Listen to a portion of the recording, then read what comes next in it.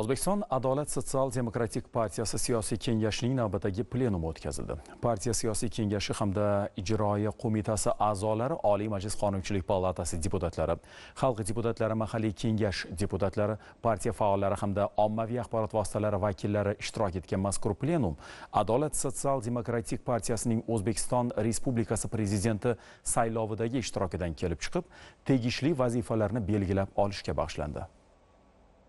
Mamlakatimiz, xalqimiz muhim siyosiy jarayon arafasida turibdi. O'zbekiston siyosiy maydonidagi boshqa partiyalar qatori Adolat sotsial-demokratik partiyasi faollari ham ushbu muhim va qizg'in palla mas'uliyatini teran anglab, keng jamoatchilikka yanada yaqinroq bo'lish, jamiyatdagi siyosiy va huquqiy savodxonlikni oshirish, o'z navbatida elektorat manfaatlarini munosib himoya qilishga faolroq kirishishni maqsad qilganlar. So'z olganlar saylovda munosib ishtirok etish uchun partiya salohiyati yetarliligi, galdagi bosh vazifa saylov jarayonlarida yaratilgan imkoniyatlardan oqilona foydalanish ekanligini ta'kidlashdi. Plenumda O'zbekiston Adolat sotsial-demokratik partiyasidan O'zbekiston Respublikasi prezidentligiga ko'rsatiladigan bo'lajak nomzod to'g'risida ma'lumot berilib, uni nomzod sifatida ko'rsatish masalasini partiyaning navbatdagi qurultoy muhokamasiga kiritish bo'yicha qaror qabul qilindi. Qonunchilikka muvofiq biz Markaziy saylov komissiyasiga nomzod to'g'risidagi ma'lumotlarni taqdim etishimiz kerak.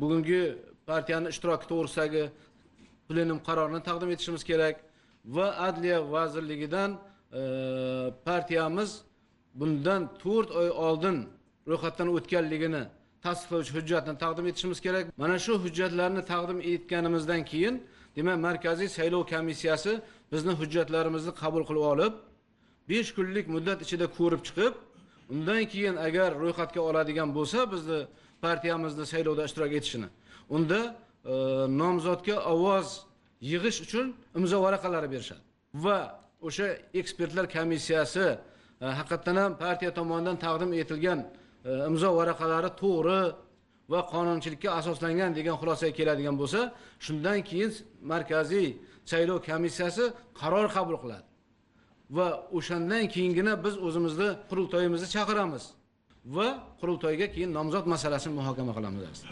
Shu uchun mana hozir biz bugun nomzodni aniqlash masalasini plenum kun tartibiga kiritdik. Biz O'zbekiston Respublikasi prezidenti lavozimiga kelgusida ko'rsatish masalasini qurultoyga kiritish uchun Abduhalimov Bahrom Abdurahimovni tavsiya qilyapmiz.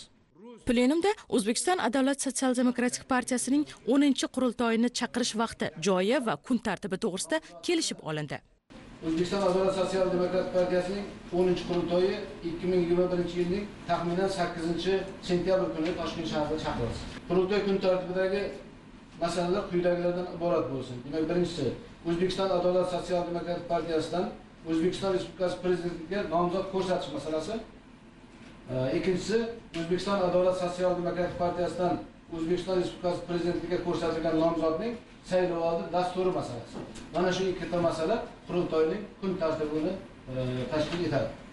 Galdagi vazifa O'zbekiston Respublikasi prezidentligiga partiya nomzodining saylovoldi dasturi loyihasini ishlab chiqish bo'yicha ekspertlar guruhi tarkibini shakllantirish ekanligi aytildi. Adolat sotsial-demokratik partiyasining 10-qurultoyiga delegatlar saylash bo'yicha hududiy partiya tashkilotlarining konferensiyalari o'tkazilishi belgilandi. Shuningdek, partiya siyosiy kengashi hamda ijroiya qo'mitasi tarkibiga kiritilgan o'zgartirishlar haqida ham ma'lumot berildi.